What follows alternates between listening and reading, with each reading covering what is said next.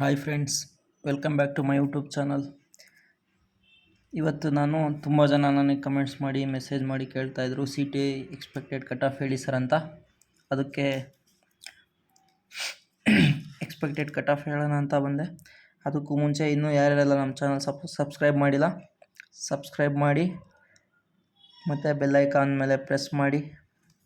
ಏಕೆಂದರೆ ನಾನು daily questions ಹಾಕ್ತಾಯಿದ್ದೀನಿ. ತುಂಬ questions, direct questions with option ಕೂಡ ಚೇಂಜ್ ಆಗದಿರೋ ಥರ ಅದೇ ಕ್ವಶನ್ಸು ಎಕ್ಸಾಮಲ್ಲಿ ಬರ್ತಾಯಿದೆ. ಸೊ ಅದಕ್ಕೋಸ್ಕರ ಯೂಸ್ ಮಾಡ್ಕೊಳ್ಳಿ ಅಂತ ಹೇಳ್ತಾ, ಐ ಹೋಪ್ ಎಲ್ಲರೂ ಎಕ್ಸಾಮ್ ಚೆನ್ನಾಗಿ ಮಾಡಿದ್ದೀರಾ ಅಂದ್ಕೊಂಡಿದ್ದೀನಿ. ಹಾಗಾದರೆ ಬನ್ನಿ ಇವತ್ತಿನ ವಿಡಿಯೋನ ಸ್ಟಾರ್ಟ್ ಮಾಡೋಣ.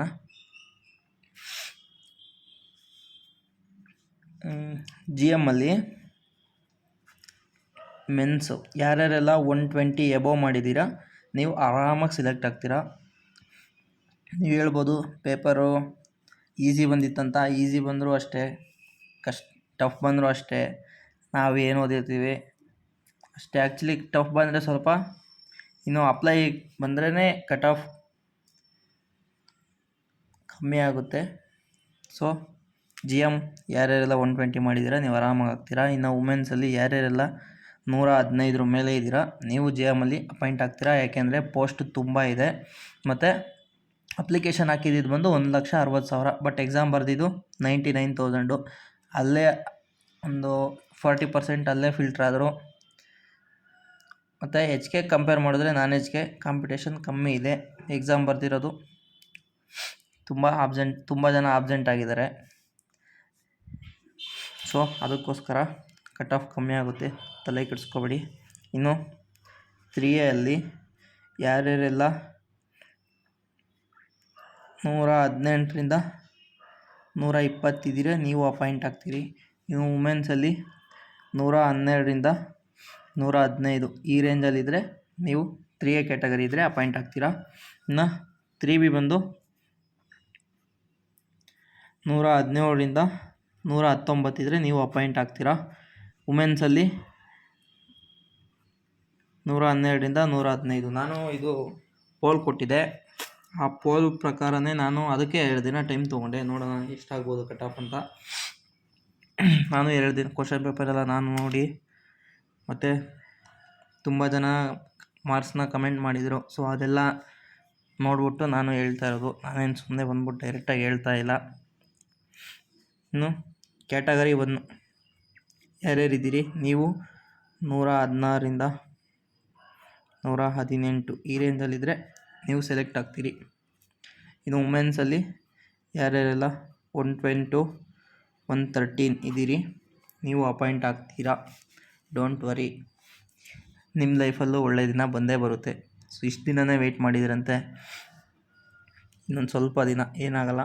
ಇನ್ನು 2A ಕ್ಯಾಟಗರಿ ಬಂದ್ಬಿಟ್ಟು ಯಾರ್ಯಾರೆಲ್ಲ 115ರಿಂದ 117 ಈ ರೇಂಜಲ್ಲಿದ್ದೀರಾ ನೀವು ಅಪಾಯಿಂಟ್ ಆಗ್ತೀರಾ.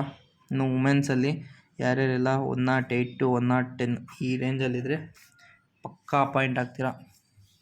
ಇನ್ನು 2Bಲಿ ಯಾರ್ಯಾರೆಲ್ಲ 112ರಿಂದ 115 ಈ ರೇಂಜಲ್ಲಿದ್ದೀರಾ ನೀವು ಸೆಲೆಕ್ಟ್ ಆಗ್ತೀರಾ. ಇನ್ನು ವುಮೆನ್ಸಲ್ಲಿ ಬಂದ್ಬಿಟ್ಟು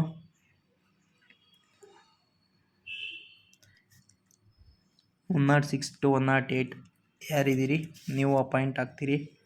ಇನ್ನು ST ಕ್ಯಾಟಗರಿಲಿ ಬಂದು ಯಾರ್ಯಾರೆಲ್ಲ 110 to 112 ಈ ರೇಂಜಲ್ಲಿದ್ದೀರಾ ನೀವು ಸೆಲೆಕ್ಟ್ ಆಗ್ತೀರಾ. ಇನ್ನು ವುಮೆನ್ಸಲ್ಲಿ ಬಂದು 104 to 106 ಯಾರಿದ್ದೀರಿ ನೀವು ಅಪಾಯಿಂಟ್ ಆಗ್ತೀರಿ. ಇನ್ನು SC ಕ್ಯಾಟಗರಿ ಬಂದು ಯಾರ್ಯಾರೆಲ್ಲ 107 to 109 ಈ ರೇಂಜಲ್ಲಿದ್ದೀರಾ ನೀವು ಅಪಾಯಿಂಟ್ ಆಗ್ತೀರಾ. ಇನ್ನು ವುಮೆನ್ಸಲ್ಲಿ ಬಂದ್ಬಿಟ್ಟು ಯಾರ್ಯಾರೆಲ್ಲ 100 to 105 ಈ ರೇಂಜಲ್ಲಿದ್ದೀರಾ ನೀವು ಅಪಾಯಿಂಟ್ ಆಗ್ತೀರಾ. ಈ ರೇಂಜಲ್ಲಿದ್ದರೆ ನೀವು ಆಲ್ಮೋಸ್ಟ್ ಸೇಫ್ ಅಂತ ಹೇಳ್ತೀನಿ ಫ್ರೆಂಡ್ಸ್. ಮತ್ತು ನಿಮ್ಮ ಮಾರ್ಕ್ಸು ಕಮೆಂಟ್ ಮಾಡಿ. ಮತ್ತು ಮುಂದಿನ ಇನ್ನು ಇವಾಗ ಮುಂದೆ ನೆಕ್ಸ್ಟ್ ಎಕ್ಸಾಮ್ಸ್ ಯಾರ್ಯಾರ್ದಿದೆ PSI ಮತ್ತು 650 ಪೋಸ್ಟ್ ಏನೋ ಕಾಲ್ಫಾರ್ಮ್ ಮಾಡ್ತೀವಿ ಅಂತ ಹೇಳಿದ್ದಾರೆ. PSI ಮತ್ತು 402 ಎಕ್ಸಾಮ್ ಕೂಡ ಮಾರ್ಚಲ್ಲಿ ನಡೆಯೋ ಚಾನ್ಸಸ್ ತುಂಬ ಇದೆ. ಮತ್ತು ಫೆಬ್ರವರಿ 28ಗೆ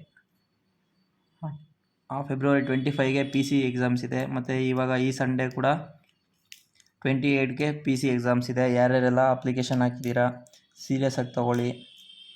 ಮತ್ತು ಈ ಥರ ಬಿಗ್ ನೋಟಿಫಿಕೇಷನ್ಸ್ ಯಾವ ವರ್ಷವೂ ಆಗಲ್ಲ, ಏಕೆಂದರೆ ನಿಮಗೆ ಗೊತ್ತಿದೆ ಮೇಯಲ್ಲಿ ಎಲೆಕ್ಷನ್ ಬರ್ತಿದೆ.